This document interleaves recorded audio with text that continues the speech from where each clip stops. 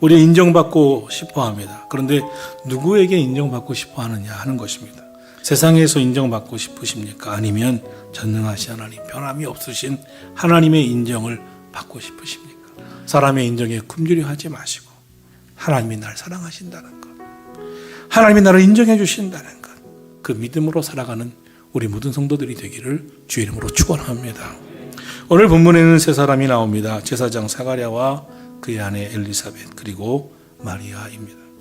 오늘 이 세 사람에게 어떤 일이 일어났는가를 보시면서 어떻게 그 사건에 반응했는가, 하나님은 어떻게 그들에게 말씀하셨는가를 통해서 우리는 어떤 믿음의 삶을 살아야 하는가를 생각하고 우리 마음으로 결단하는 시간이 되기를 간절히 축원합니다. 첫 번째 등장하는 사람은 제사장 사가랴와 그의 아내 엘리사벳입니다. 사가랴, 많은 백성들에게 존경받는 경건한 훌륭한 제사장이었습니다. 그의 아내 엘리사벳도 모세의 형인 아론의 후손으로 제사장 가문입니다. 훌륭한 집안 사람들, 나무랄 데 없는 삶을 살았는데 아픔이 있었습니다. 그것은 그 집안에 후사가 없었던 것입니다. 어느 날 마침 제사장 사가랴가 지성소에 들어가서 직무를 하게 되었습니다. 영광된 순간은 일생일대에 한 번 올까 하는 특별한 기회였습니다. 그런 경건한 순간인데 갑자기 향단 우편에서 하나님의 사자가 나타났습니다. 하나님께서 사가랴 가정에 아들을 주시겠다는 것, 그것도 이름을 요한이라 정해 놓으시고 그 아들을 통해서 하나님께서 놀라운 일을 행하실 것이라고 말씀을 하셨습니다. 사가랴는 그 순간 너무나 놀라운 신앙적인 경험을 한 것입니다.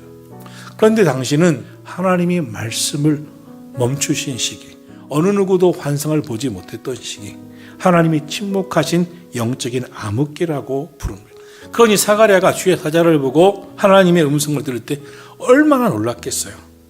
너무나 감격적인 순간이지만 자기의 상식과 이성으로 천사의 음성을 받아들일 수가 없었습니다. 믿음으로 그 말씀을 아멘하지 못합니다. 왜일까요? 이전에 은혜를 경험하지 못했기 때문입니다. 하나님 만남의 체험이 없었기 때문입니다. 살아계신 하나님을 체험하고 성령을 체험한 성도에게는 살아가면서 하나님이 내 마음에 감동하실 때, 아, 하나님이시구나. 오늘도 말씀하실 때 가슴이 뜨거워질 때, 아, 하나님이시구나. 기도할 때 내 마음에 들리는 주의 음성이 들을 때, 아, 하나님이시구나. 하나님을 체험적으로 경험하게 됩니다. 성도 여러분, 체험적인 신앙을 꼭 갖게 되기를 주의 이름으로 축원합니다. 우리 자신도 은혜 체험을 해야 되지만 우리 후손들이 믿음의 은혜 체험을 할 수 있도록 여러분 꼭 기도하시고 하나님 믿고 의지하고 기도할 때 하나님이 내 삶을 인도하신다는 확신을 그 심령에 심어주시기를 주님의 이름으로 축원합니다. 사가랴는 하나님의 능력으로 역사하실 것을 몰랐으니 그 마음에 하나님을 향한 은혜와 소망의 기대가 약했습니다. 그 순간 하나님이 말씀하실 때 그는 결국 못 믿겠습니다.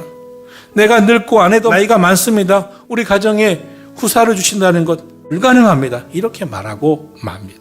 누가 봐도 믿음 생활 잘 했다고 보인 사가랴가 그렇게 나왔습니다. 그 결과 19절, 나는 하나님 앞에 있는 가브리엘이라 좋은 소식을 전하라고 내게 왔도다. 보라, 이 일이 되는 날까지 너는 말 못하는 자가 될 것이요 능히 말을 못하게 되리니 이는 내가 내 말을 믿지 아니하였습니다. 그리고 때가 이르면 내 말은 반드시 이루어지리라. 할렐루야. 그 불신앙으로 인해서 세례 요한이 태어나는 날까지 아버지 사가랴는 더 이상 말을 하지 못합니다. 그의 입으로 불신앙, 부정적인 말, 믿음 없는 말 해서 주실 은혜와 복을 가로막지 못하도록 아예 입을 막아버리셨습니다. 여러분, 우리 변화되셔야 됩니다. 믿음의 말을 하시기를 축원합니다. 얼마 이후부터 그의 아내에게서 하나님의 계시가 성취되어 갔습니다. 엘리사벳, 그 아내가 하나님의 천사의 말씀대로 수태가 된 것입니다. 그때 엘리사벳이 얼마나 감격했겠어요. 얼마나 놀라웠겠어요. 하나님의 살아계심과 능력을 그가 기다리면서 얼마나 흥분되었겠습니까? 여러분, 신앙생활은 이렇게 흥분되는 겁니다. 이렇게 생명이 넘치는 것입니다. 이렇게 소망이 가득한 것입니다. 찬송할 때 가슴이 뜨겁고 기도할 때 소망이 넘쳐 교회를 올라올 때와 예배드리고 나갈 때 그 마음의 감격이 이렇게 다른 것입니다. 하나님이 나와 함께 하시는구나. 하나님의 은혜를 부어주시는구나. 여러분, 이런 활력 있는 생동감 넘치는 신앙생활을 꼭 회복하시기를 주의 이름으로 축원합니다. 제사장 사가랴는 어떻게 보면 형식 속에 갇혀있는 종교 생활을 한 것입니다. 그러나 하나님의 능력을 체험했습니다. 그때 그 가정에 생명력 있는 놀라운 변화가 일어났듯이 저는 이번 대강절과 성탄절을 지내면서 성도 여러분의 신앙이 생명력이 넘치는 신앙생활이 되기를 주의 이름으로 축원합니다. 이어서 등장하는 사람은 마리아입니다. 엘리사벳이 잉태한 지 6개월이 되던 어느 날 마리아에게 천사가 찾아옵니다. 마리아여 무서워하지 말라. 내가 하나님의 은혜를 입었느니라. 보라 내가 잉태하여 아들을 낳으리니 그 이름을 예수라 하라. 너에게 가까운 친족 엘리사벳 있지 않느냐. 그도 늙어서 아들을 배웠느니라. 하나님의 말씀은 능치 못하심이 없느니라. 할렐루야. 신앙은 신비한 것입니다. 영적인 능력은 놀라운 것입니다. 이 말씀을 들은 마리아가 즉각 대답합니다. 38절에서 마리아가 이르되 주의 여종이오니 말씀대로 내게 이루어지이다. 마리아는 엘리사벳 집으로 달려갑니다. 마리아와 엘리사벳이 만나는 순간 엘리사벳이 성령이 충만하여 그의 입에서 이런 선포가 터져 나옵니다. 42절입니다. 큰 소리로 불러 이르되 여자 중에 내가 복이 있도다. 내 태중의 아이도 복이 있도다. 마리아여 내가 복이 있도다. 무엇이 마리아에게 진정한 복이 되겠습니까? 45절입니다. 주께서 하신 말씀이 반드시 이루어지리라고 믿은 그 여자에게 복이 있도다. 할렐루야. 마리아의 믿음이 마리아에게 복이 되었다는 것입니다. 제사장 사가랴도 믿지 못한 것을 믿었습니다. 마리아가 복이 있는 인생이 된 것은 그 말씀이 내게도 이루어질 것을 믿는 믿음이 있었습니다. 왜 사람들의 시선이 안 두려웠겠습니까?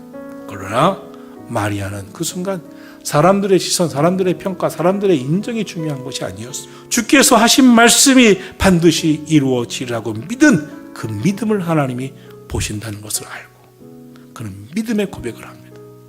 이 마리아에게 복이 있도다. 할렐루야. 사랑하신 여러분, 사람에게 인정받으려 굶주려 헤매는 세상에 살지 마시고 오늘 믿음으로 하나님께 인정받았던 마리아처럼 여러분 진정 복된 성도가 되기를 예수님의 이름으로 축원합니다. 오늘 주신 성경은 마리아의 고백, 나는 주의 여종이오니 말씀대로 내게 이루어지이다. 신앙의 진수입니다. 마리아는 저는 주의 여종이오니 하나님의 주재권을 인정합니다. 자신의 주인이 아니라 하나님이 내 인생의 주인이십니다. 그리고 하나님의 말씀대로 됨을 나는 믿습니다. 그 순간 그의 삶에 하늘 문이 열리고 하나님의 복이 임한 줄 믿으시기를 주의 이름으로 축원합니다. 성탄절기에 우리는 예수님을 잉태한 마리아로부터 순종을 배워야 합니다. 믿음의 아름다운 열매는 순종입니다. 순종하는 믿음이 없다면 헛믿음입니다. 순종이 없이는 성탄절도 없습니다. 마리아는 순종의 사람이었습니다. 사랑하는 성도 여러분, 신앙생활하면서 인간의 이성과 상식에 머물러 있으면 생명력이 없습니다. 무기력한 신앙생활에 빠져버립니다. 사람의 인정받으려 굶주려 헤매고 맙니다. 하나님의 능력을 믿으셔야 됩니다.